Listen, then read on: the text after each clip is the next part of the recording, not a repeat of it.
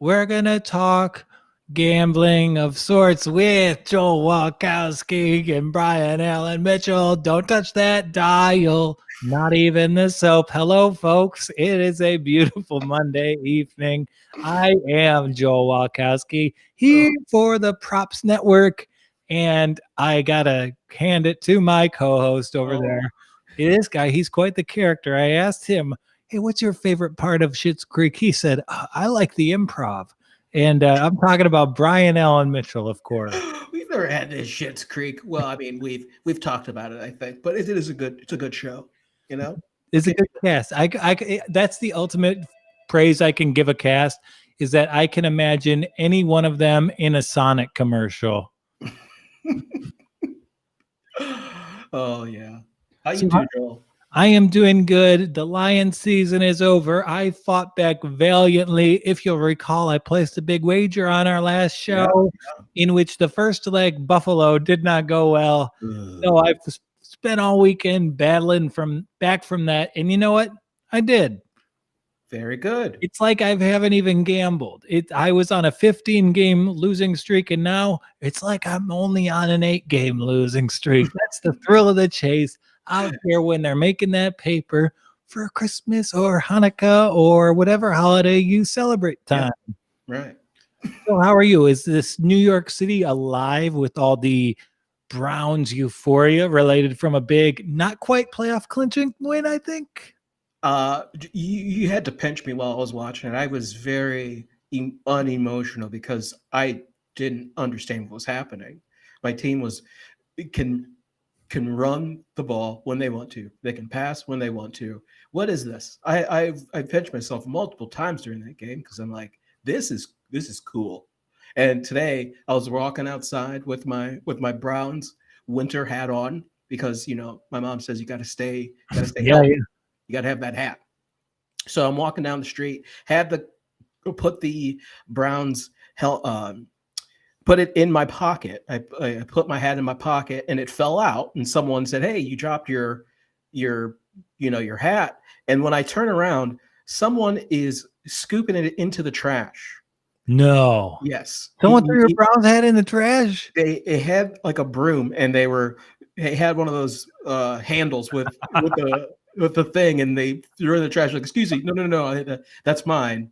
And no, this is the only year that isn't a very fitting reference. Come on. Right. And I think he watched the game and was a Giants fan yesterday, and it's like, this is what I can do. And Giants fans, God bless them. There is such a level of delusion in that entire fan base where their hopes were up so high. When they're bad, they're the worst team God ever created. And when they're good, or even when they're good for just 1 week in this case, high expectations are running so high. And you got to see, like, you guys have no quarterback. What's the long-term diagnosis here? I'm glad they had a little fun, but I'm glad your team is panning out. And I see 92% playoff probability. Yeah. That's to feel good. Feels good. And you got to give a hand to the Giants fans because they had that wild card run. So they know that anything can happen. And they're just that opportunistic. And that's fun. But for the Browns to never have that type of a look to finally be there is very great. Kind of sad that Chris Hubbard went down with a knee injury. But we had a rookie 5th round center come up and really step up. So it's really nice to see.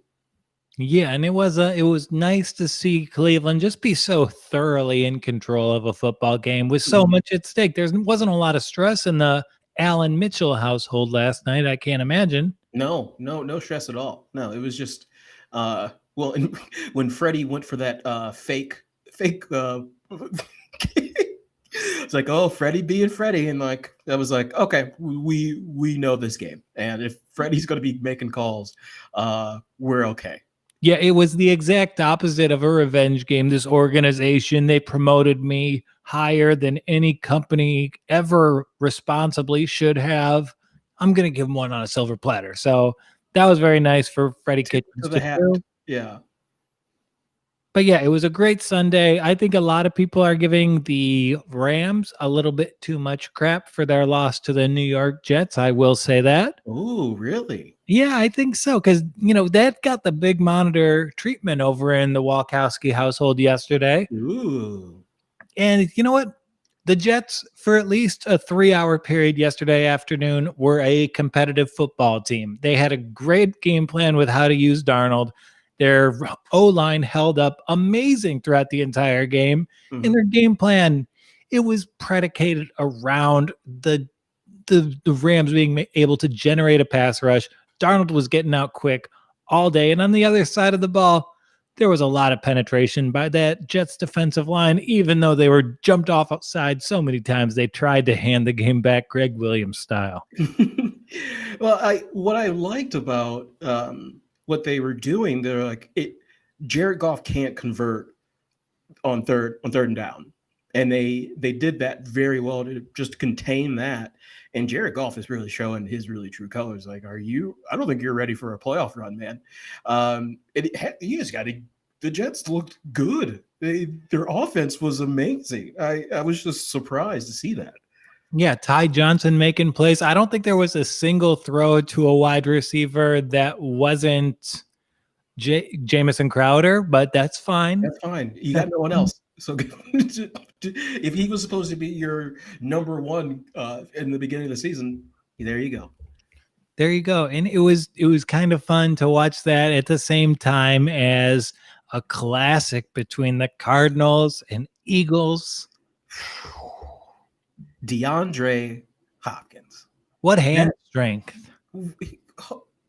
He is the reason why the Cardinals are winning, like, hands down. If he doesn't catch those high contested balls, you got nothing. You have just a mediocre offense, but he just makes that thing run. Yeah, and I mean, if you look at the big picture of the year, they're probably going to get into the playoffs on the strength of the 2 games that Hopkins turned. Mm-hmm. There were catches yesterday against the Eagles, and earlier in the year, we all remember the Hail Mary against the Bills that no human being catches those balls. No. And at the end of the season, that's making the difference for the Cardinals. Yeah, it's just, he's incredible. And he needs to make those plays too. Like, to justify the price of a first-round pick, you want that first rounder to maybe lift your franchise into the playoffs. It did. Yeah, it really did. And they're good.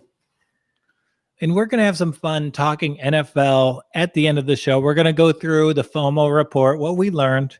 We're going to diagnose week 16 with the lessons we learned from week 15.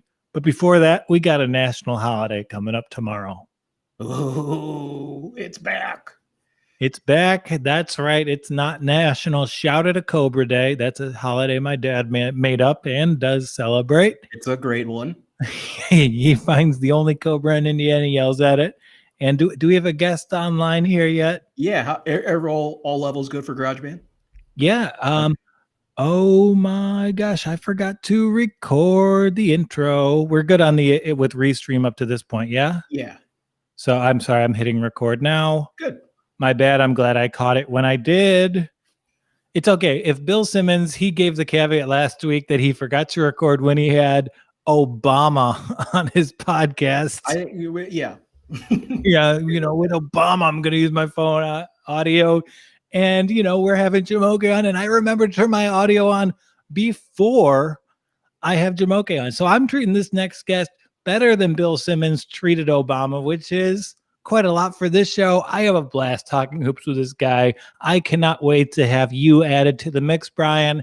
And of course, he's one of our Props Network OGs. I was on his show previewing the Eastern Conference just this afternoon on Just for Sport with Jumoke Davis. And walking onto the walk on is Jumoke himself. How are you, my friend? I'm doing great. I'm not only happy to finally be on the walk on, but I get to dress down a little bit. You calling me the OG is good, but rough at the same time. I remember when Sam and I were talking about starting this, he's like, I'd like to have a, collared shirt. I want you to kind of, look professional, let's in a t-shirt, like in the locker room or whatever, and sitting on your couch. And so I'm like, you know what? I'm on the walk on, so I got to sit up. So you can, I guess I can move the mic out of the way a little bit. See, I got my rep the district. Ooh, Wizards basketball.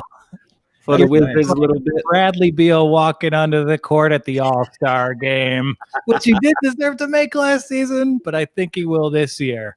Yeah. So I'm happy to be on here, and good to meet you and talk to you, Brian. Yeah, finally.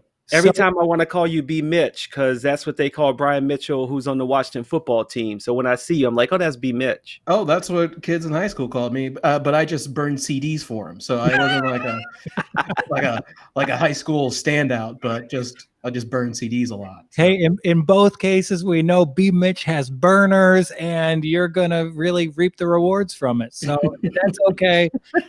Before we get into the Western Conference, can we spend 90 seconds here on Brian's Cleveland Cavaliers? Jumoke, if you're trying to give Brian a pep talk about his team, what should he look for in Cleveland this year? Well, I tell you what has me most excited is that my guy, JaVale McGee, is on the team. So if nothing else, I think you should relish in the fact that you have a 3-time NBA champion that nobody ever in their right mind thought that they would be saying that about JaVale McGee. But yet he will be able to share some of his wisdom and knowledge playing with the likes of Steph Curry, Klay Thompson, LeBron James, Anthony Davis. That should be enough to get you pumped. But realistically, I actually like Colin Sexton as a point guard. I think that Andre Drummond, I mean, he's a double-double, 20 and 20 on some nights. That's ridiculous. This team should be better than they are. And we didn't talk about it on Just for Sport, but Isaac Okoro, maybe rookie of the year. He's going to get a lot of minutes and starting. Yeah, I watched a couple preseason games, and Karl was just flashing. Like, he's a body, or I think we were talking about this before. He's just a body that the Cavs haven't had really. Yeah, having a guy with muscle that can play defense and maybe shoot when he wants to. You know, I mean, he's not like a great shooter, but he's enough to be like, oh, I have to like guard. I have to be aware of him. Yeah, and JaVale McGee, I am so happy. Like most time in NBA 2K, I would trade for Jamal McGee because I love him so much. So to finally, it's JaVale McGee, not Jamal McGee. I didn't say Jamal. He said JaVale McGee. JaVale McGee. Oh, sorry. Okay, I'm going to turn my volume up a little bit. No, that's on us. I know you guys probably grew up 90 minutes from each other, but us Midwesterners, we have problems with our vowels sometimes. Yeah, right. My best friend is a guy named Apu, and I've never pronounced it correctly, so we're trying our best. We're trying our walk on. But the other thing is you could get some serious picks because they're talking about, Kevin Love on the trading blocks. Maybe get a couple picks out of that. Yeah, I really wonder what they want to do with Kevin. Because I don't know if you're going to get him out of there. You want to get him out of there, but I just don't know what picks you're going to get, like haul-wise, from this guy. Probably not a lot, but I think late first, a team that, is probably going to make it to the playoffs, maybe an early second rounder out of it is probably all you'll get. And some other disgruntled, maybe you can get Blake Griffin, and then you can get Blake Griffin and Andre Drummond back again. That's a recipe for an 8 seed right there, my friend. That is great because we all know Dan Gilbert is a Detroit businessman, and he's made his millions, rehabilitating like unwanted Detroit asset. And Blake Griffin is another one for him. Yeah, there you go. Ding. I don't want these. No, I want young. We're a young team. Let's stay the young part. I don't want these injured bodies around. Okay. Yeah. I feel you on that. And I did prepare Brian for Andre Drummond. I said, having Andre Drummond, I feel ready emotionally to have a teenage son.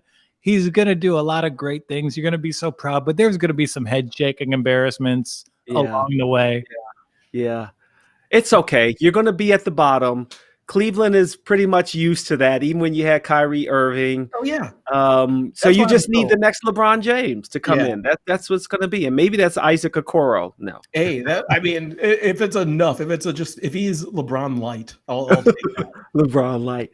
I will say the one probably the first time I went to Cleveland to cover the Wizards-Cavs game. Yeah. And I saw that intimidating witness poster. Oh, that was I went after they beat the Warriors. I flew to Cleveland the next day, and we were just standing in front of there, just, other families taking pictures, crying. It was just one of those culmination days. Everyone's just looking at each other like they know, and like they can't believe it, but we're just walking around champions. Yeah, you are. And the good news is that when Kevin Love is gone, there won't be any burning of any jerseys. You don't have to worry about that. Yeah, maybe a couple CDs for the road from old Brian. Thanks for the ring. Here's your uncle. Here's pet sounds. Yeah, he'll give you some pet sounds.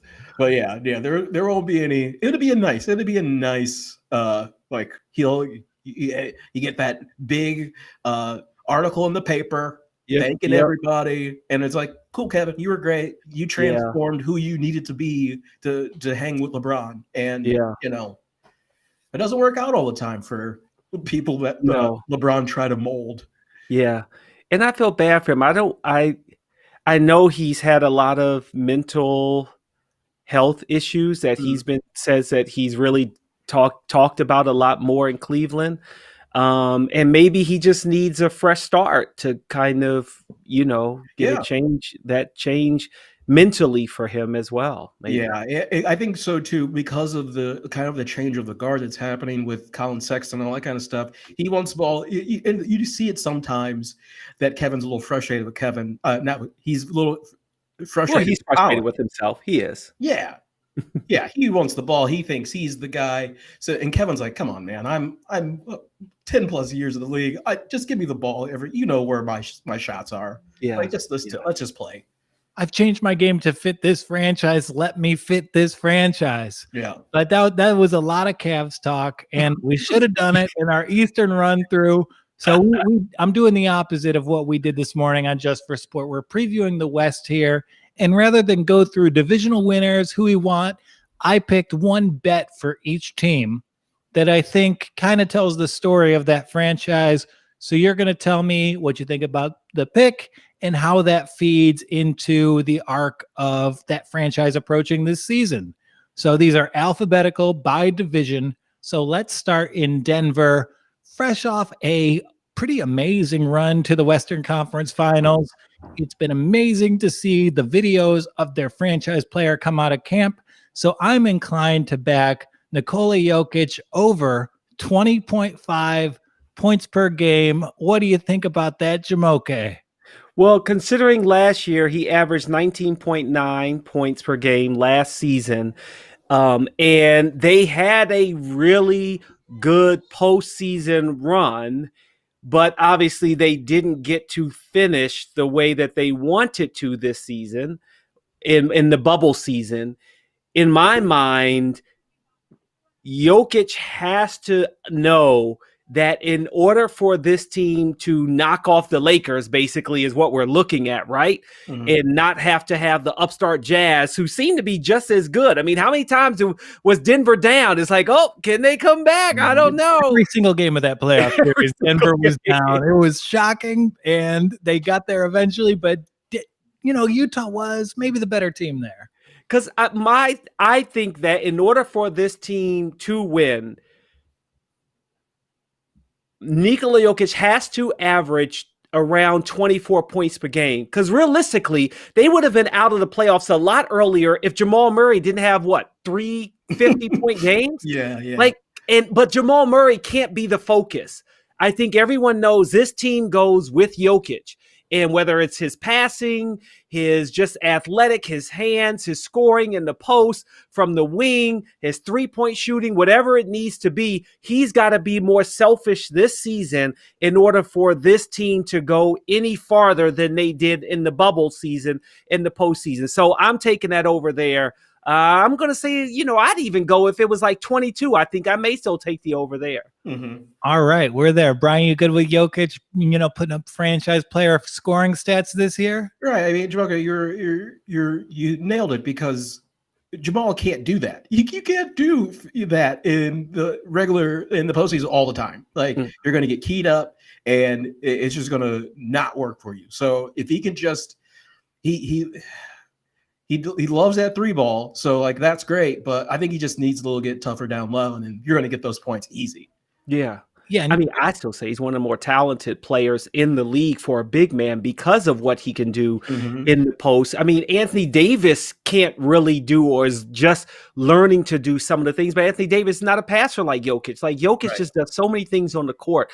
I just think he's, probably maybe even LeBron, then Jokic in terms of talent of what I see out of him that is very skilled, not just, he's a great dunker or he's huge like Zion and can throw it down. No, Jokic can do a lot. Yeah, and I think with this conditioning, like after the bubble, when the bubble started, like he was skinnier. So like after months of actually, solidifying your body, doing that lean and like how to use it, I think it's just going to take his game to another level. Yeah. Yeah, and he needs to. They are a title contender, and the shots on the perimeter. Yeah, Jamal Murray put up 50 multiple times in the playoffs, but he's the world's best regression candidate right now, especially with Michael Porter Jr. warranting so many looks. So, yeah, I expect Jokic to be the bell cow of that team. I think we're all in agreement there. This next pick, I think this kind of tells a story of a team I've kind of talked myself into, but I like the under on Karl Anthony Towns, points per game at 25.5, maybe because some other players on the roster. Maybe Anthony Edwards is someone who I've kind of talked myself into, but I think this needs to be a more team-oriented offense. And what do you guys think? Minnesota doesn't. They got to figure out who they want to be, because they have just shooters all around. So someone has to, say I can't shoot, but tell that D to Russell. I don't think that's going to happen. But I think the under for that is easy, because it's going to be a spread around game. I like that Rubio is back because they had some chemistry before he left, and I think that could help Towns. My concern actually is all about COVID. Where is Cat's mind after losing his mom and other family members that he was very open about? Will he be able to focus on basketball? And if it goes south early, where will he be mentally? I think you look at the starting 5 of Rubio, D'Angelo Russell, who I like. I don't know what happened in Golden State, why he was even there. Yeah. But Anthony Edwards, you got a young college player who in many ways, like, I'm the number 1 pick. Aren't I going to be a focal point similar to Colin Sexton, right? So I expect his numbers will go down. He was at 26, a little over 26 last season. I'm going to take the under. I imagine maybe around 22, 23. But also maybe if you look at that team, that maybe you're saying, hey, you've got somebody in Anthony Edwards. You've got a scorer in D'Angelo Russell. You don't have to do it all for us to improve. And so maybe that production going down some will be a good thing for the Minnesota Timberwolves. Exactly. That's where I'm at right there. And, I a lot of understanding to the difficult issues he's dealt with this offseason with COVID relating hitting his family very close to home. My heart goes out. But we've watched the Timberwolves kind of be at the precipice of being the next big team for his entire time in the NBA. And now maybe it's not the best approach to be a statistical machine. Maybe you just have to be more of a basketball player and serve the basketball purposes for the 5 players on the court. And I think that's a little bit less scoring there. Yeah, I definitely agree on the under. Okay, so this one, Oklahoma City, and I think Oklahoma City, they're one of the only teams in the Western Conference who's actively tanking. And I'll say they're actually the only one that's tanking, but that's a lot of usage for the younger guys. That being said, I like Shai Gilgeous-Alexander, 12.5 to 1 for most improved player. He is my favorite in this category. Is there anyone who's going to upset him in this category? Not when you were saying basically SGA, it's your team. You go. Although Dort played amazing. Dort. Oh my gosh. I mean, in the bubble, you could have made so much money on so many games if you had went with Dort because he was such a long shot. But I think SGA, this is his team. You know, I mean, he averaged 19 points per game this year. I think you're going to see that have to get probably to where we were saying Cat isn't going to get, maybe in a 25, 26 points per game is where you're going to need him to be in order for this team to have any success.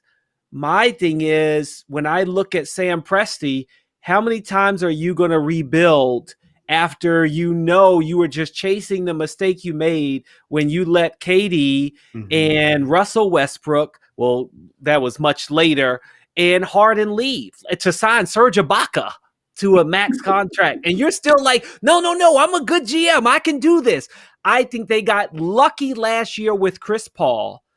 And they're going to need a little bit more luck this year if they think SGA is going to be able to carry this team. And if he can carry this team, then I like him to get potentially most improved player of the year. Yeah, and I don't know. He learned everything from Chris Paul. There was a hesitancy in that game 7, wasn't there? Mm-hmm. So maybe having Chris Paul out of the mix is going to really give him the green light.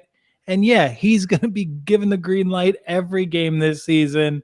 I think 24 points per game. I think maybe a first All-Star appearance, even though it's impossible to make it out west. Wow. It's possible for him. I mean, if there weren't 8 guards in front of him, yeah, I'd book it.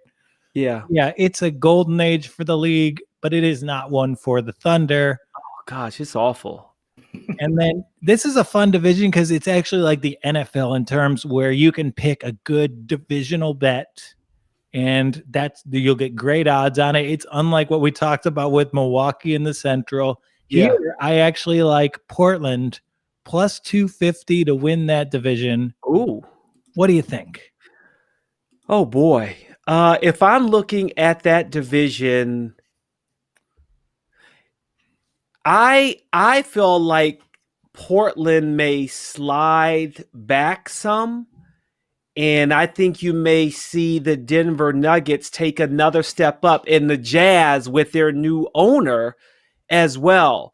Dame Lillard, okay, another year, he's got a chip on his shoulder, or he's going to try to do XYZ. Bottom line is 2 years ago, they played well. This past year, what happened in the bubble? They needed play-in playoff games to even make the playoffs. Has this roster changed enough? Are you going to see a Gary Trent Jr. take a step up? Can Carmelo Anthony give you one more La La Land season out of him, to kind of reinvigorate himself one more year as now the player coming off the bench? But I think with Nurkic, Covington, we'll see. We're seeing what he's going to do now that he's not in. How many teams he played for last season? 3. I mean, it's ridiculous. Derrick Jones Jr. will probably take a more significant role. I just feel like this team, with its lack of defense and more shooting, hey, I don't care how many times you show Dame Lillard, he's so good from half court. It's amazing. It's like a layup from him.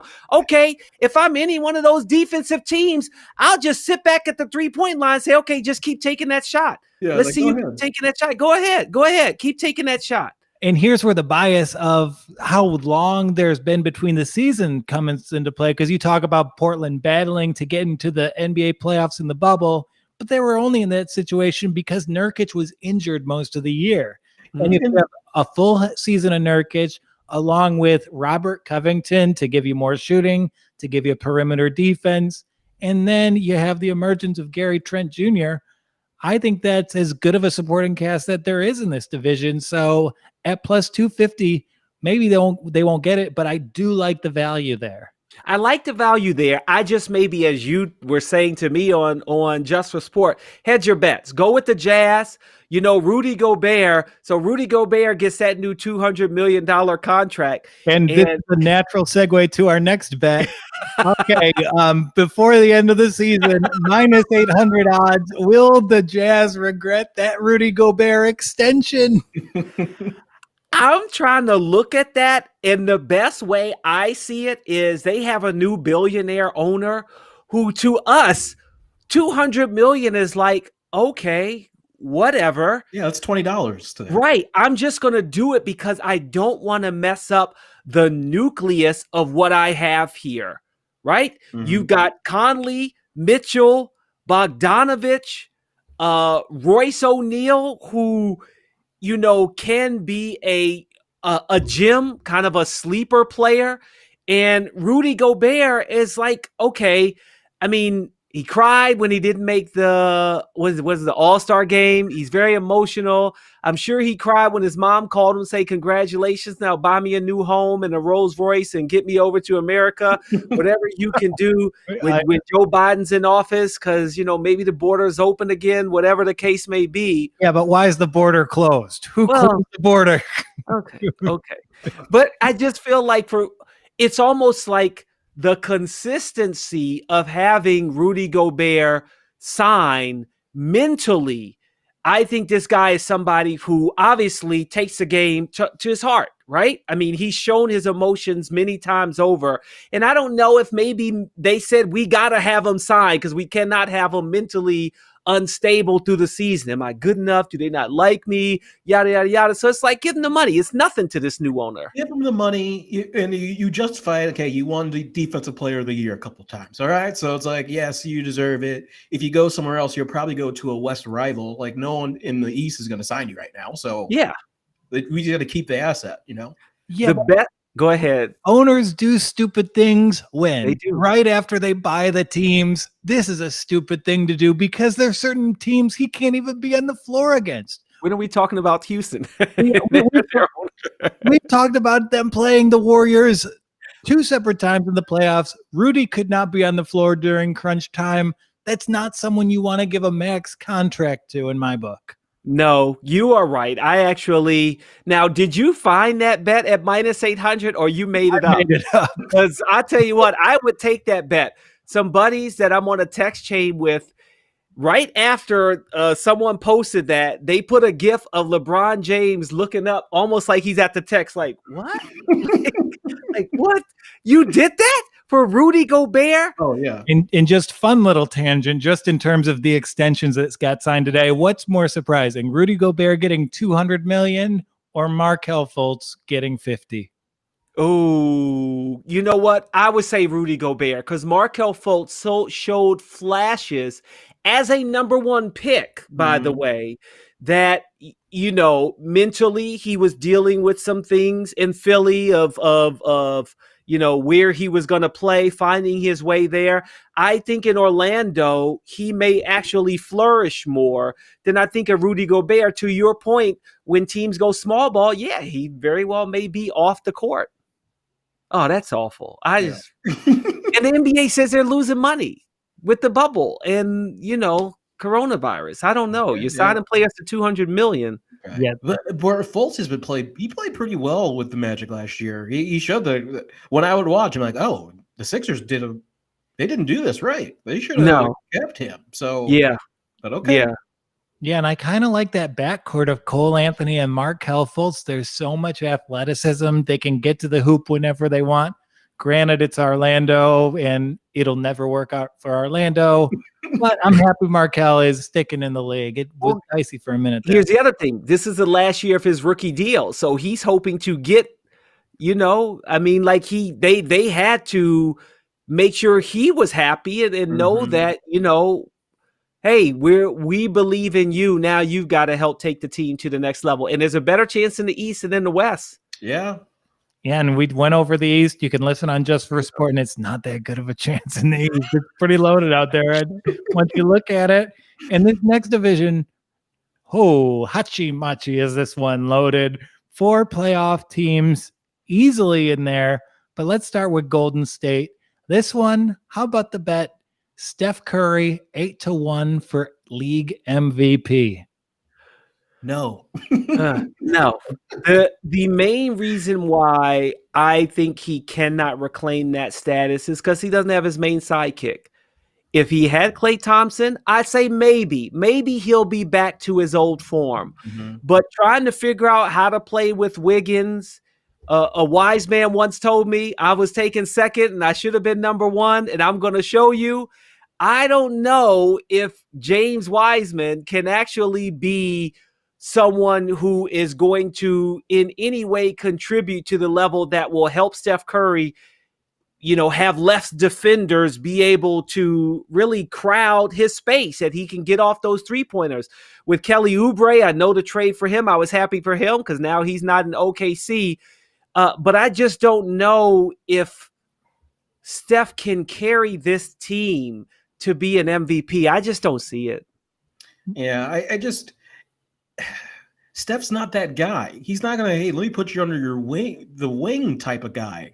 But that might change. He might be different. But with Wiseman, I think that's a year in development where he has to look like a threat. So then, because everyone's gonna be like, oh, I got to guard Steph. I don't care about this rook, Yeah. Even though he does, he can put it up. But I mean, yeah, it's just not him. It's not his way. Yeah, and I just think there's value in Steph because the bar has never been lower from him with Klay being out. If this is a 50-win Warrior team, and that's to scale, so probably like a 43-win Warrior team in this equation. But I think they're going to be effective. And Wiseman, with that frame, with that athletic ability, I think he's going to step in, give this offense a lob threat, and there's just going to be someone to be accounted for at that 5 position, which, gosh, love him.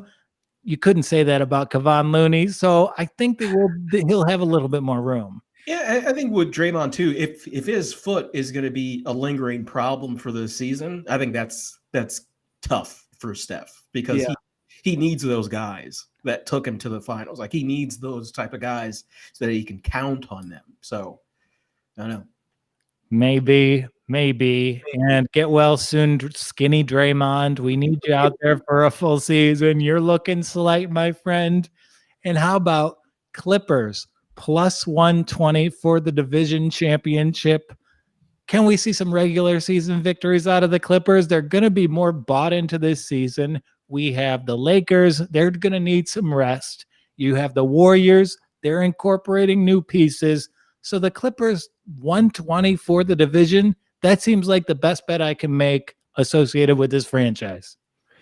My concern for the Clippers is, well, of course, one is the Lakers. Like, it's tough to even think that the Clippers are going to be better than the Lakers unless we're going to get a lot of load management games out of LeBron James and Anthony Davis, and they're going to give up a bunch of games.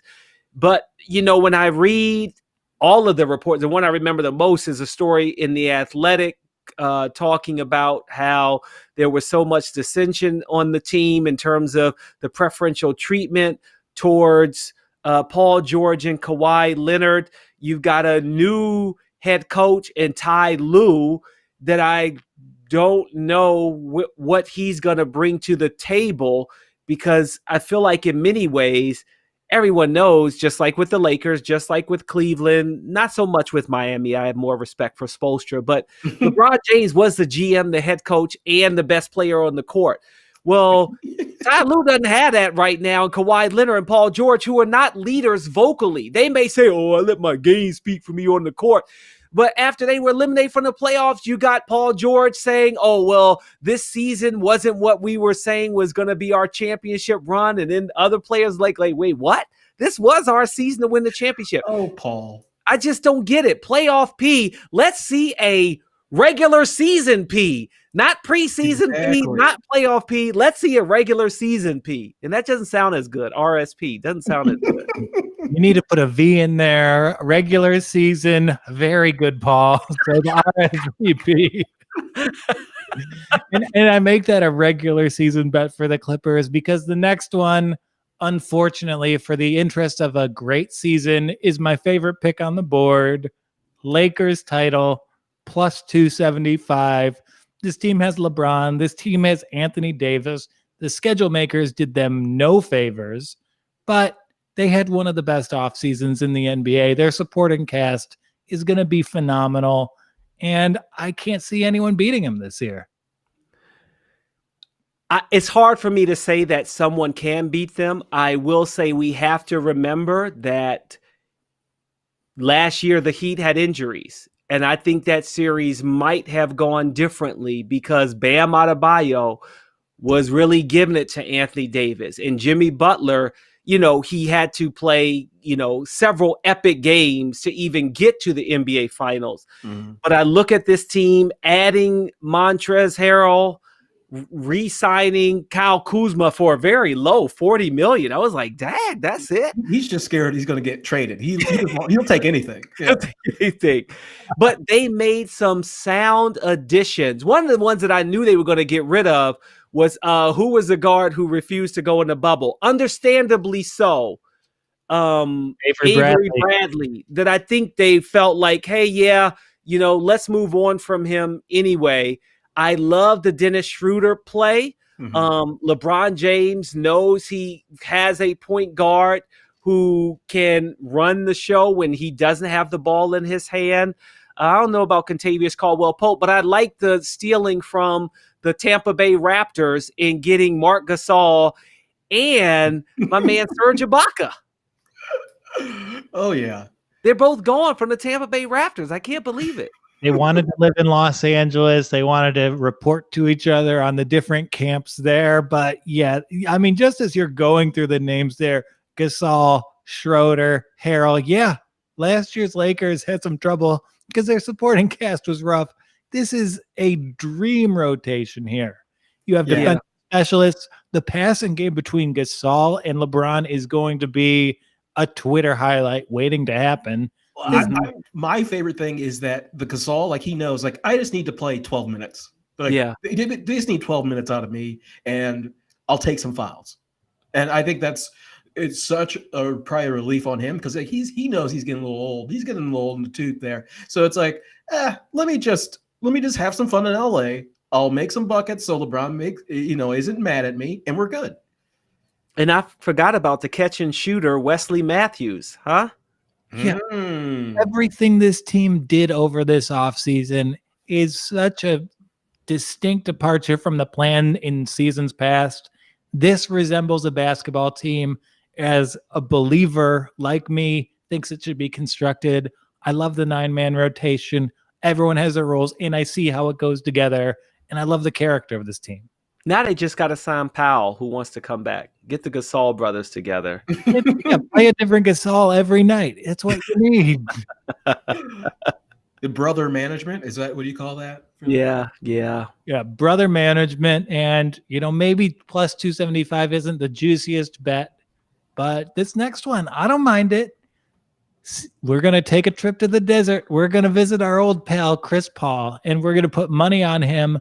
20-1 for the assist title. Oh, you love Chris Paul so much. I love Chris Paul in this situation. I'll have you know, I was offered an autographed Chris Paul basketball by my good friend John, and I said, no, I don't want that in my house. So wait, really?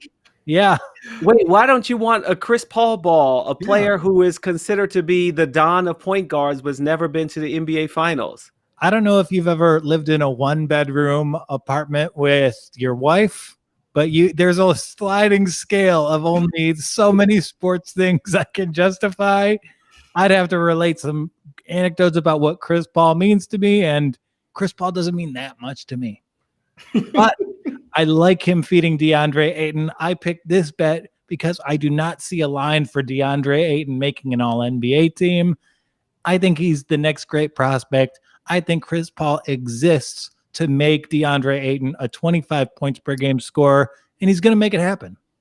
Is Devin Booker going to be a catch and shoot player as well? Cam Johnson? I mean, all of them have to be able to finish when, Chris Paul is getting them the ball to take that at 20-1. I mean, he only averaged just under 6.7 assists per game last year. I'm just like, I don't know. I like what you're saying because it is a long shot, but I would almost say maybe a Ja Morant at plus 1,400 might be better. Yeah, I don't see that. You're not going to get that from Chris. You might get an uptick. You might be like 7.5 for this year, but not a huge uptick, I don't think. Yeah, and it might be hard for him to hit that mark when LeBron is hitting Anthony Davis for 4 easy ones per game. Yeah. Okay. I mean, it's going to be tough. Yeah, I'm just high on that team. I couldn't find the right bet to express my love for Ayton this season, but it's okay. No, I like it. I mean, I think Devin Booker, I could see his numbers going up, his points per game numbers, and same for DeAndre Ayton. So he can get there. I think he's going to end up somewhere around 8 assists per game. Because if they get into the 10-11, then we're talking about them making it to the Western Conference Finals. That means that team is really clicking and moving the ball well. And I think they could end up as the team that the Lakers beat in the Western Conference Finals. I think everything could gel for them. Their roster's in a really great spot this year. This is the kind of supporting cast you want around Booker. And yeah, we haven't talked about Bridges, but he's an excellent 3-and-D guy who rolls to the rim amazingly well. So I don't know. There's a lot to like there, but there's not a lot to like in this next team, Sacramento. They gave one of my favorite players my least favorite contract extension I can remember. If we think Rudy Gobert isn't a max player, De'Aaron Fox, he certainly isn't. And the best thing I could think about for the Kings was Marvin Bagley, 25-1, most improved player. He's been snake bit by injuries. I think he has a little bit of Amari Stoudemire in his game, and we might see some just crazy production from him. That's a tough one. I mean, I would probably be more on board if you had done the Rookie of the Year for Halliburton. Sure. Than Marvin Bagley to get most improved player. I also feel that any team where the point guard is your best player just means so many less touches for you. I mean, it's similar to, in my mind, for football. If I'm a running back, I don't want to play with a running quarterback because that just means less touches for me, and it means my contract's going to be less. Marvin Bagley the third mostly is going to be looking around, waiting to see what De'Aaron Fox is going to do, and then maybe I'll get the ball. And that's what's going to happen. Even though De'Aaron Fox did average just under 7 assists per game, I just don't know if you're going to see the kind of jump from Marvin Bagley averaging 14 points per game where he needs to get that number into the 18, 19, 20 in order to get most improved player, which then means, okay, whose numbers are going to come down? Buddy Hield? No. So, and De'Aaron Fox isn't being like, no, I'm not. I'm going to the rack. Not Swiper. I had a hard time recognizing him. He cut his hair off. He got a nice little shortcut now. I was like, wait, where's De'Aaron Fox on the court? Yeah, that money changed you, De'Aaron. I'm really excited. Got a personal barber now. There's this one guy from the Kings, Kyle Guy. He's like he's one of those like preseason darlings. He won't do anything, but I think if you're going to have a lot of shooters around, and maybe Luke Walton wants to hey, let's just speed up the pace, then I don't think Bags can get that point. No, and I just want to be on the record as being a pro Marvin Bagley guy, because if you're a shrewd team, this is someone you're going to cherry pick and develop into a big part of your roster moving forward. Yeah. Sacramento just hasn't used him correctly. Next one, Memphis Grizzlies. I love them. Over 30.5 wins, minus 110. I think this is a playoff team. Oh, they're hurt. They're hurt. They're starting hurt. So that's not, when you start out of the gate losing 10 early, you're in bad shape. You're just not going to do it. But even still, the over's 30.5. So that means they got to win 40% of their games with an emergent Ja Morant in his second year. I think this is Ja's season. I would maybe... I'll take it. I'll take it. I mean, they didn't do much in the offseason, so it's one of those. Are you like silently just building in like little tank? You know, because it's not like a huge tank, but it's like if you're not making offseason moves, like you don't think your roster's ready for veteran talent in that situation, or you're tanking, or you want to tank for a little bit. I think the key for me are those injuries, at least in the beginning. If you don't have Jaren Jackson Jr. and Justice Winslow, I would be concerned about how this team starts. And I think, again, to your point earlier, Joe, is if we're talking a percentage, because B. Mitch, we talked about that.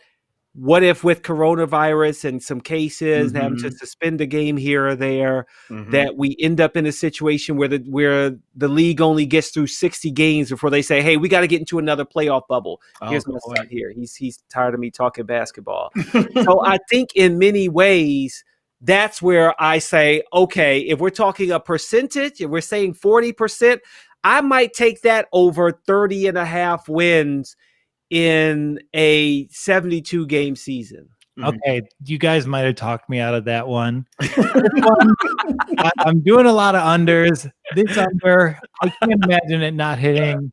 We have fat James Harden under 33.5 points per game. So, oh my God.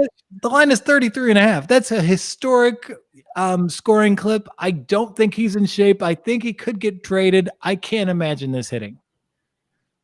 No, I'm going with the under. I think James Harden, in many ways, he is, if he's not done with Houston, I think that if nothing else, Steven Silas is trying to, in many ways, sell him on, hey, we got to share the ball a little more. We have to do things a little bit differently instead of a situation where you basically just dribble, shoot, dribble, shoot. And I don't mean that in the way that whatever that Fox News anchor asked NBA players to shut up.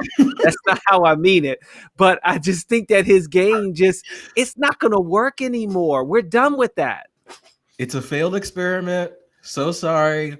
Your coach was fired. You have to evolve, my man. Like, yeah, I'm very interested in that right now. I know, but he's got to look into whatever mirror and just be like, is it me? Am I the problem? If you've seen the pictures of Harden, you would not recommend he go look in a mirror right now. It's not going to be easy for him. That's why he didn't want to report early, because I think he didn't want to have to see himself up against other guys who took care of themselves during the offseason. He's looking like Cartman from South Park when that video game episode where he just didn't move for days on end. And he's basically going around to everyone in the Houston Rockets organization and going, respect my authority. Yeah. Okay, low on Harden this year. We're going a little bit over for you. So I only have 3 more. This one's about the bets you don't make. I'm imploring people, do not take the low-hanging fruit. Luka 4-1 for MVP is a trap. Yeah, in my mind, when I look at the Mavs, I think he's a good point guard, but I also feel like, hey, don't fall for what I think is just the overhype of Luka. That when he averaged just under 30 points per game. But I think if you add the players that he added and you don't have a Kristaps Porzingis, isn't he hurt right now? Yeah, I mean, that's been true every day of the past life. Yeah, I just feel like when I look at this team, I just don't know if you're actually going to achieve anything better than what you did the season before, because when I look at it, you let someone like a Seth Curry, who I thought really, complemented your game well, and he's gone. And I just feel like teams maybe are going to be able to know, okay, we're going to key on Luka more, and let's see how he handles it. Yeah, I don't think the team will be good enough. I don't think he'll be healthy enough. So, yeah, gamblers, stay away from the Luka MVP future. Vegas knows what they're doing, and they know how to separate your money from your wallet with futures like these.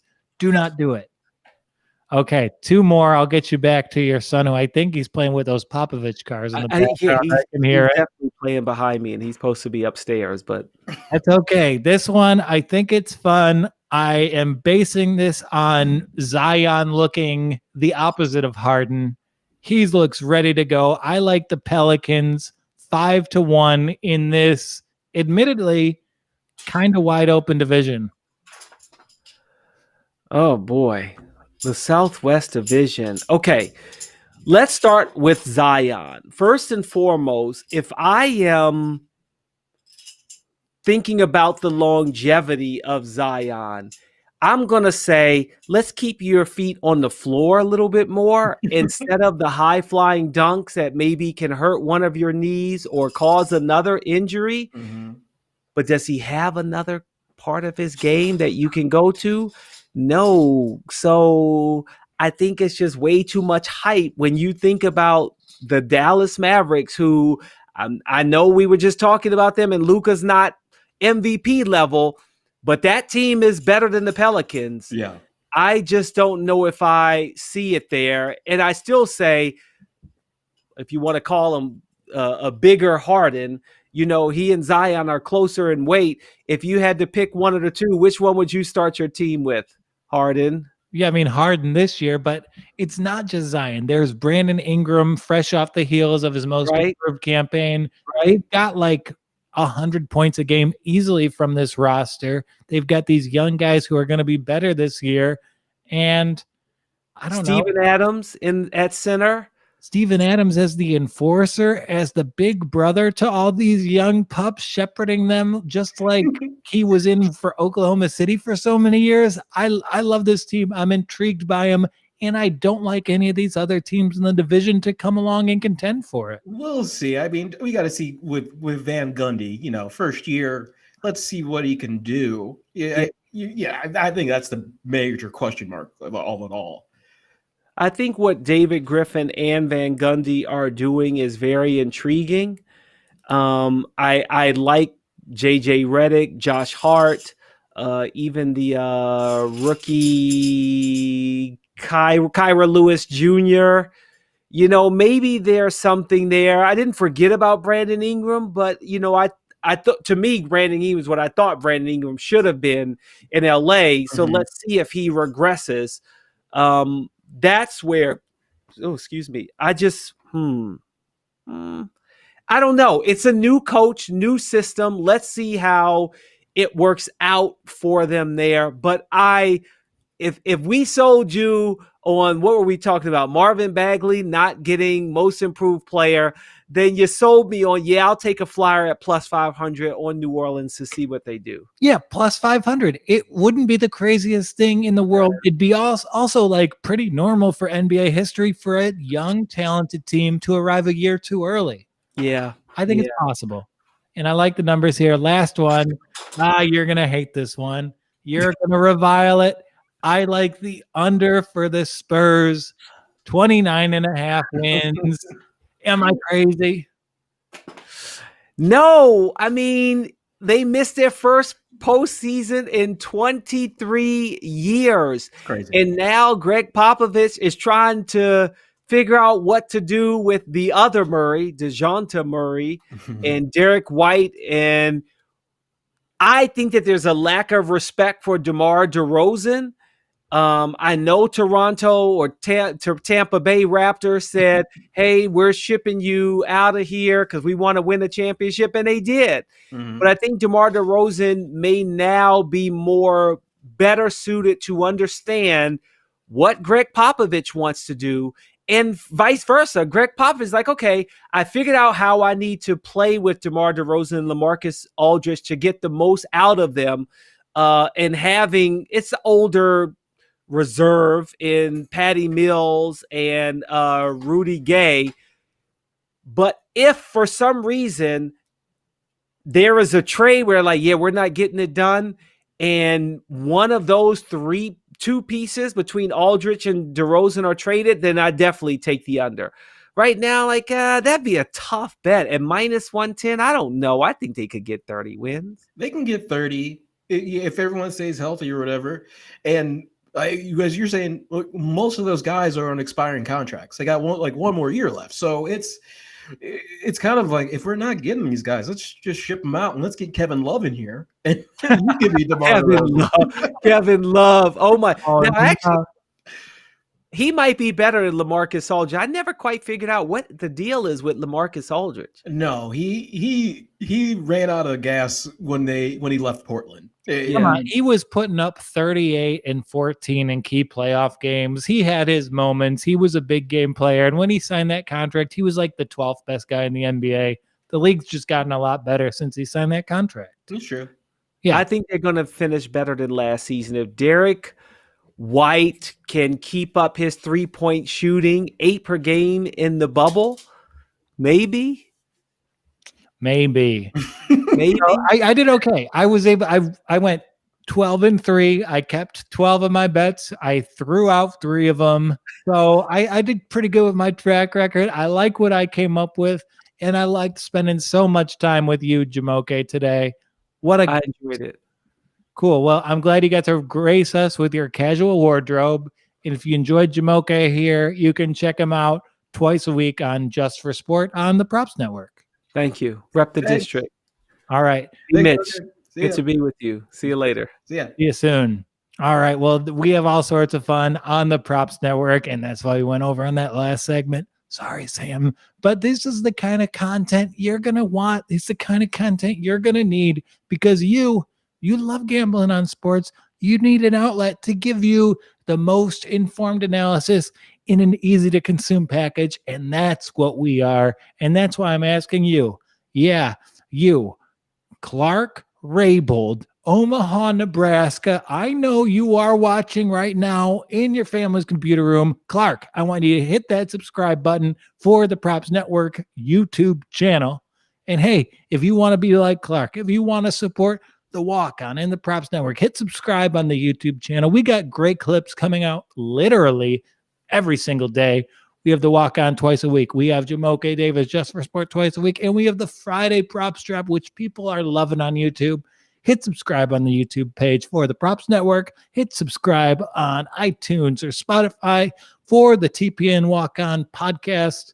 You'll be glad you did. Your wallet will be glad you did. And we will help guide you in your gambling journey with the Props Network.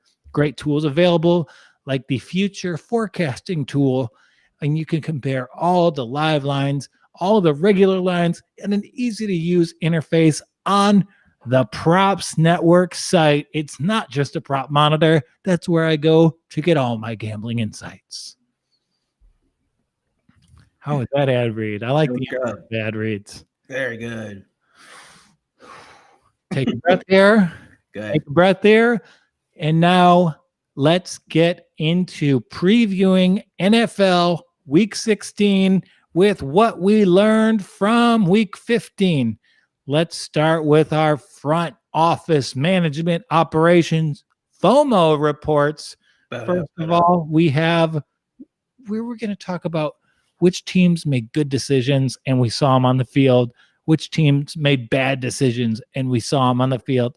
So let's start with you, Brian. Who was smart this week? I would say for the Eagles, even though they lost, Jalen Hurts I'm sorry, he's your guy. And you just have to stick with him. I'm sorry. They just look different. And at the beginning of the game against the Cardinals, he was a little, it's another big game, So you're a young guy, and you're like, oh boy, this is a game, And he settled down, threw a couple touchdowns, ran for one.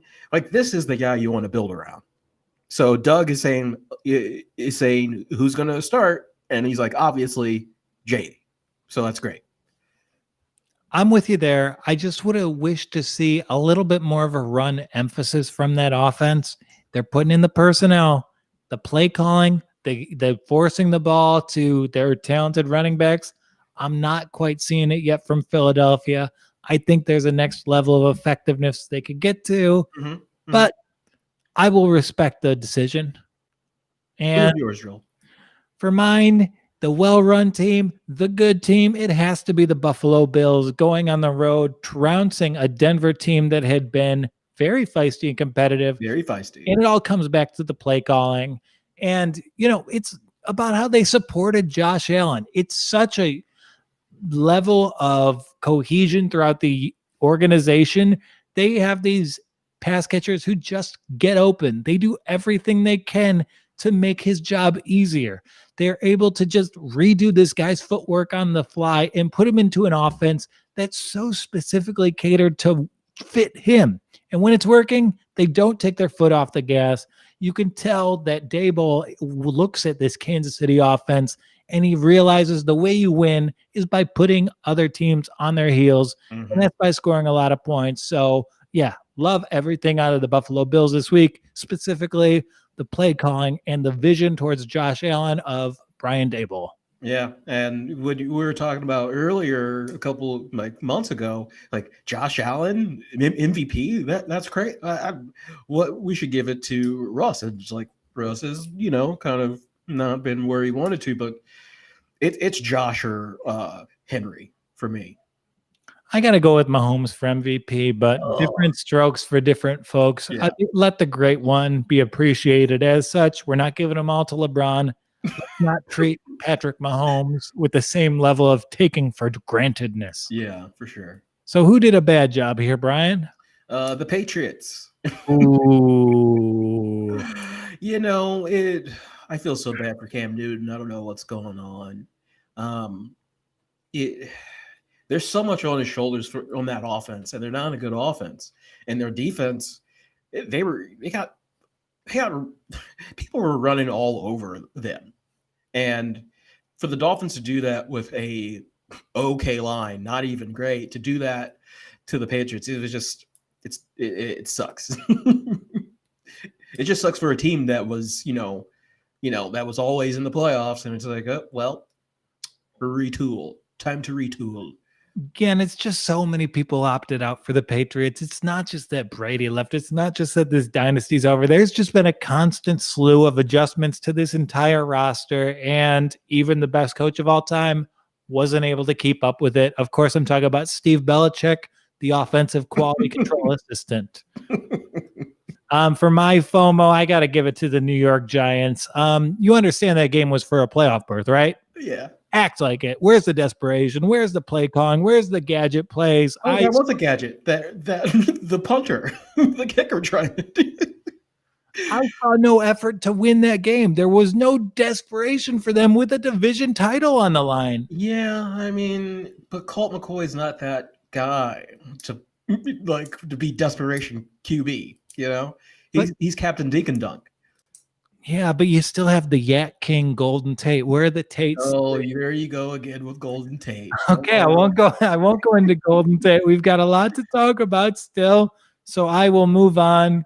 Nonetheless, the Giants, they lose the FOMO report this week. They are missing out on the playoffs because they're not a well-run organization, and we saw why. Mm-hmm. So, Brian, I understand you have a special Christmas treat this year on Christmas Friday, and I think that you should probably take the lead in this game because I am too biased positively towards one of these teams. Good, the Vikings versus the Saints, huh?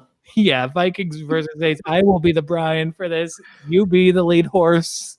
Oh, well, I think with this game, the Vikings, what we got is everyone still is back to being upset with Kirk Cousins. So with that coming back, again, for him to try to fix that, I don't think it's going to happen. Drew Brees is a dinosaur, and he's got to put on another Kevlar suit to get better. But the Saints are going to win this one. I think it's pretty easy. I don't think the Vikings can. I think they might have sputtered out right now. Yeah, and you got to just take the revenge factor into account because Minnesota, they handled New Orleans last year in the playoffs in New Orleans. Mm-hmm. You got to think New Orleans pays them back here. Oh, yeah. I think tenfold here. It's just time. Good for the Vikings to go on that little mini run to be like, oh, we're contenders, but then you lost to Mitch Trubisky. So you gave up 30 plus points to Mitchell Trubisky. He gave you the pick that was going to send you to the playoffs. You didn't have the play calling to take advantage of it. Yeah. Kirk Cousins has been, since I've liked the Vikings, nothing has given me more resolution in my hatred and dismissal of Kirk Cousins than actually rooting for him. Yeah. That guy stinks. Hey, it's true. I'm with you. And I think the teams, just the offensive players are just, they're just up. They're like, we're done. It's okay. And okay, we'll move on to the Saturday triple header. This one, it's easy. Bucs by 7.5 points, visiting the Lions. Yeah, take the Buccaneers here. The only bright spot for the Lions this season was their amazing special teams play under coordinator Braden Combs. By far, he's cultivated a rookie punter into probably making the all-pro team. There's been a consistently good return game. There's been great field position. But yesterday he went rogue. He called a fake punt without telling the other coaches, and he got fired today. Yuck.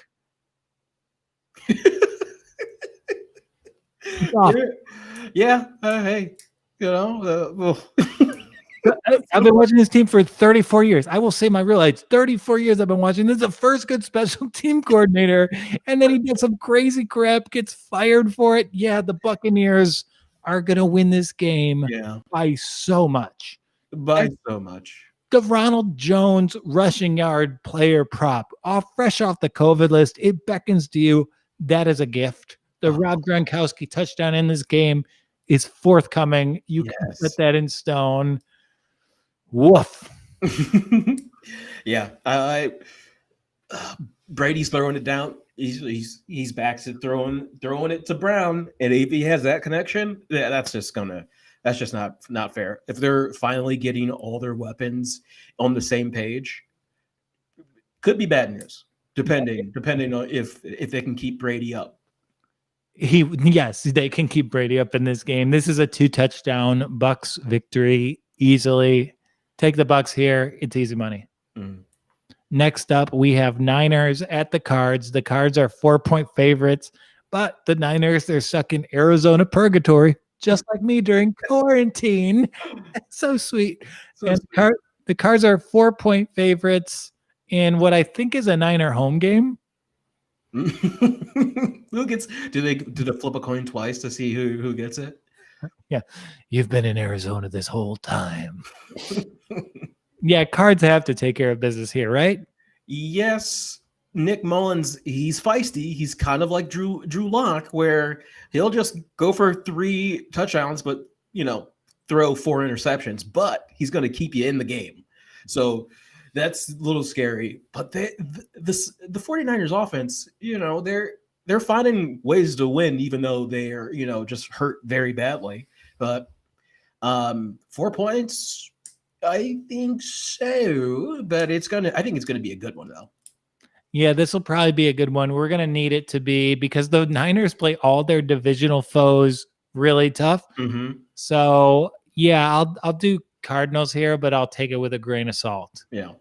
So not a lot of confidence. I think that's a good line. And the Niners, if they're bad one week, they're pretty good the next week. Yeah. And they were bad this week. Right. So that's always the question mark for them. So. Okay, next up, we have the Honolulu Bowl live from Las Vegas. We've got a bunch of Hawaiian quarterbacks. Oh man, this is going to be, the ratings on this game is going to be out the door. This is going to be great. In one state, they'll be insane. Every television. Well, I don't want to say it's a state because that's giving them a lot of credit, but a lot of Hawaii will be tuned in. Mariota looked good. Mariota looked good, and it's like, oh, is this a Ryan Tannehill flip flop? I like this. This is a good move for Mariota. Be like, finally, I get my time to shine again, and everyone looks good. Josh Jacobs is I think he's healthy. I think he's feeling healthy now. So I think it's going to be Dolphins defense is tough, but Dolphins defense is tough, but those Raiders offense under Mariota is weird. I know. So I think that's why they might be able to pull a rabbit out of their hat with Mariota here for the, really not a lot of tape, but enough to be like, I think I know what he's doing. But then you just throw a couple wrinkles and you got Mariota fever. And I think the story we're going to get ultimately is the Ravens beating the Steelers in the first round of the playoffs. And for that to happen, the Dolphins have to drop this game. So I'm going to back the Raiders in hopes for a little Tua road mistakes, in hopes of getting the best NFL narrative ultimately. Yeah. And I think that's best for the league. Mm-hmm. I'm with you. Okay, so this next one, we're on to Sunday. We've had our Saturday triple header. We've had our Christmas special, and now we have a great Sunday slate of meaningful games. And then we have the Falcons at the Chiefs. I think the Mercedes-Benz Dome is where Kyrie needs to go with his Sage. If any place needs Sage, it's where the Falcons play. They need to hire Kyrie to go down there right now, go every day. Go to Matt Ryan's locker, Sage that bad boy. I feel so bad for Matt. Yeah, like to get it's just PTSD all over him for this guy. This guy loves blowing leads. He loves it. And Atlanta's actually perfect for Kyrie Irving because we know this team doesn't have a head coach. Raheem Morey's just like, this franchise has an identity. We blow leads. He takes over for Dan Quinn. All he does is blow leads. The Falcons are hilarious. No way in hell did they beat the Chiefs. No way. This is a money line play. Get ready to throw down, folks. Do it. Yeah, go big, go home, and tie it to this next one. Bears at Jags, 7.5. Ooh. Tie them together. Jags, they're not going to be dumb enough to win this game. They're not squandering the local gift dropping in their laps from above. Has to be the Bears here, right? You're back Mitchell Trubisky on the road, but that worked last week. Yeah, I say you go do it. They're probably going to bring out Mike Glennon and be like, hey, man, throw a couple interceptions. We need this. We know you're good at that, so let's just keep doing that. Yeah, and Mike's got friends in that Chicago Bears locker room. He was signed to be the starter there. So he's going to help out that franchise that made him a millionaire many times over by making them the team last eliminated from the NFC playoff field. Yeah, I mean, it's terrifying that the Bears on the road are the most logical pick of the day. I'll be backing them. Yeah. I'll hate it. I will be throwing up blood. I know. So upset. I know you hate it. But yeah, you have to back the Bears here. The Jaguars, they are doing this tanking right. They were spry early, then they fell apart. That's how you want to do it. That's why you want to do it. You're good. Panthers at football team. We have the Ron Rivera Bowl. Football team can cement a playoff berth. This is another one where we're going to pick for the narrative we want. So we're going to parlay here. This is how you do it. You parlay Panthers and Eagles. Eagles are basically a pick at the Cowboys. We know they're much better than the Cowboys. That's what we need to put Jalen Hurts into the playoffs. So we're going to put our money with the intention of putting Jalen Hurts into the playoffs. Wow. Okay. The Panthers against Green Bay last week was strange. I don't know what Teddy Bridgewater is just so infuriating. You think he can handle some things, but in situations it just doesn't work. So he might get some pressure from that D line. And it is a injured quarterback against an amazing defensive line, but it's Dwayne Haskins. He looked good yesterday, and then he got caught with strippers wearing his own jersey after the game. The guy tries to have one good game, and he doesn't. Then he forgets that he's a football player. I love this. He had one good half. This dude loves celebrating. He should go be the general manager of a party city because he loves planning his celebration so much. He's taking selfies. He's putting strippers in his uniform. You're a wedding planner, not a quarterback. And I hate that Dwayne Haskins is in a must-win game, so I'm going to be putting money against that. Yeah. I love that play. That'll be a good $25 to win $75 parlay, and I'm all about it. Game of the week. For playoff positioning, we have the Indianapolis Colts at the Pittsburgh Steelers. Not only is this two franchises that will be in the playoffs, this is two franchises who have recently been burned by Eric Ebron. So there is a lot to play for here, folks. What do you think? Eric doesn't even, he wants to drop the ball like for the Colts, but he's like, I'm not on their team anymore. Oh, yeah, they're going to put him in at DB so he can drop passes to help both teams. Yes, they solved it. There you go. Boom. Love it. I'll be taking the Steelers here. I think they're a little better than Indianapolis. Yeah. I mean, the Browns beat the Colts, so it's like, well, I mean, we could do anything. So yeah, that's easy. Yeah, and then the Browns. I'll be betting on them in New York City again next week. The Browns are visiting the Jets. They might not even be visiting. They might just be up with Brian at his apartment. Baker, get away. I'm recording. Baker, get out of here. It's just like the commercials, except he's not that good of a host. Oh, this is a scary game for me though, just because of how they beat the Rams. It's like, oh no, this is the time you want to get good. Like, great. Yeah, but I think with 10.5, I think that's ample for us to trample. Yeah, Jets got their win last week. There will be a lot of regression from them, I think. So I'll be taking the Browns here. I like it. I dig it. Yeah, Browns, they're rounded into form. People are on them. And if a win here puts them into the playoffs, they're not going to screw that up. Yeah, they know what they have to do. They understand that with the Ravens winning, it kind of mucks up that division. So it's like you just got to keep stacking the wins. Yeah, and if they win this game, they're in. So expect the best version of the Browns. There's no Freddie Kitchens to even throw in their way next week. So even more reason to like them. Yeah. We're throwing the kitchen sink at them. And just from a game being this meaningless, this late in the season, that it will be amazing. Broncos 3.5 points at Chargers. We're going to see good Drew Lock. We're going to see regular Justin Herbert, which is about as good Drew Lock.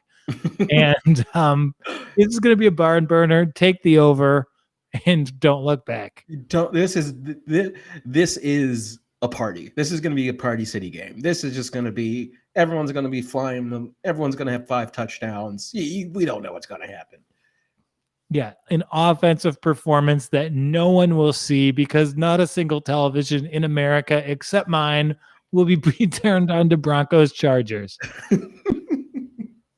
But yeah, take the over, enjoy it. And then this next game, Rams at Seahawks for the NFC West. Ooh. Is it crazy that I like the Rams here? Yeah, just a little bit. I mean, coming after that one game, but it might be one of those fire things. But exactly. Watching the game, watching Seattle last on Sunday, they looking for. I think DK hurt his ankle a little bit, so that's going to be. I think he'll be fine. But the Rams always beat the Hawks in these divisional games, so. Yeah, this is going to be a goodie. I think Russ knows what he has to do. You got Penny coming back as a running back, so you can go if they're going to just run the ball down their throats. That'd be good. Yeah, in this game, you basically just want to pick a side of it because it's 2.5 points, and then you white knuckle it. You can either take the logic of home field advantage in Russell Wilson. Or you can take the side of we watched a team get embarrassed as high as a team can get embarrassed last week. Mm-hmm. Will they respond to that? I hope they respond. I hope they respond. It's Sean McVay. Will he gather his troops? I know he called Adam Gase and gave him tips before the game, and he might want to take that phone call back. What? Yeah, he called Gase, and he's like, you know what? You're doing a good job. I like you guys. And then he got beat. Oh, don't do that. Called him before. McVay called Gase at 4 a.m. Gase was working, and it was coaches talking at 4 a.m, messing with the outcome. Oh boy, that's weird. Yeah, I'll take the Rams here. Okay. Hopefully hopefully McVay calls you in the middle of the night and be like, you know what, you should change that. I mean, I'll go to the Seahawks here, but the Seahawks here feels a little too square. Yeah, no, I'm with you, but this might be a Hawks game. I think this might be a Russell Wilson, little action. And then in another big game, we have the Titans getting 3.5 points at the Packers. I think the Packers, they're in that position where they had a loss where they looked sloppy. I like backing teams in that situation. Mm-hmm. So I'll be backing the Packers here. I think they've got good cornerbacks. I think they've got a good pass rush. Their defense is pretty well aligned to what Tennessee likes to do vertically. Mm-hmm. And I don't think Tennessee will be able to stop them. Yeah, I think they might not be able to stop them offensive-wise, but Tannehill he's dialed in. So if you're going to get a 4-touchdown Ryan Tannehill, I think that's a little scary. Yeah, I still think the Packers, they're playing for the whole NFC here. There's talk around the league. There's chatter that the Titans would be the best team in the NFC. It's up to Aaron Rodgers and the Packers to shut that down. This will be a Packers 10-point victory. Ooh. Yeah, they're going to establish themselves. They're getting that momentum, and you got to keep in mind, they're keying their run to the NFC crown here. It starts here. This is the party in Lambeau. Yeah, this is the game. This is the game for them to be like, okay, we're legit, and we're going for that ring. And I know there's no home field advantage. I know there are no Packer fans in the stands, but this is actually a fun bit of trivia. There will be the same amount of observers who can do a pull-up. So we're in good shape then. Unlike the people of Wisconsin, we are by backing the Green Bay Packers in this bet. Yeah. If you can reach your wallet, if you don't need to get a special claw on a stick to get alone. Leave them alone. I don't really have a defense for this. My mom was really fat growing up, so I know you can change, and I know that the Green Bay Packers are going to take care of business here. I'm mean. Yeah. I'm not that mean. And then lastly, we have the Bills at the Patriots. Patriots, 6.5-point dogs. They have got nothing to play for except pride. And we'll be taking the Bills here. Yeah. I mean, Stephen Gilmore is out. So it's just going to be pass. And it's just, wow. Who just thought the Patriots just would kind of just not be there at the end, So, yeah, I think the Bills roll. Yeah, Bills, they're going to take the opportunity to really spit in the Patriots' eye here. They've been waiting for 20 years to beat this team up. They didn't get to do it in their first meeting. They will take that opportunity this week. Yeah. Wow. We gave a lot of picks this week. It was nothing but picks. Picks. Feels like we got so many picks. It's like a bushel straight from the apple orchard.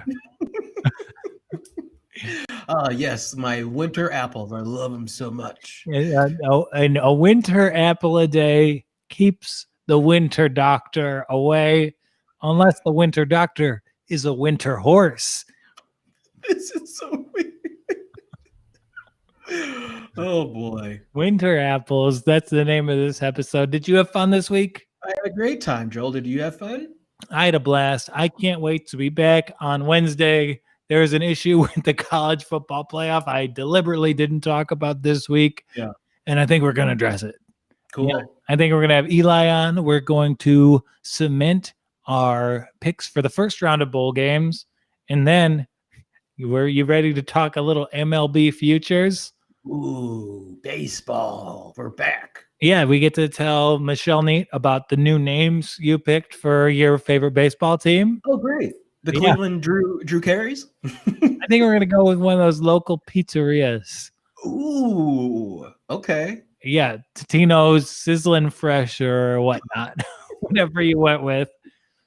But I'm glad you're here, Brian. I'm glad you had a good Monday. And I think we're going to have a good Wednesday, and we're going to give our listeners the launch pad they need to have a very good holiday. That is true, Droll. Good talking with you. Good talking with you. For Brian Allen Mitchell, for the Props Network, this is Joe Walkowski for TPN The Walk On, walking off.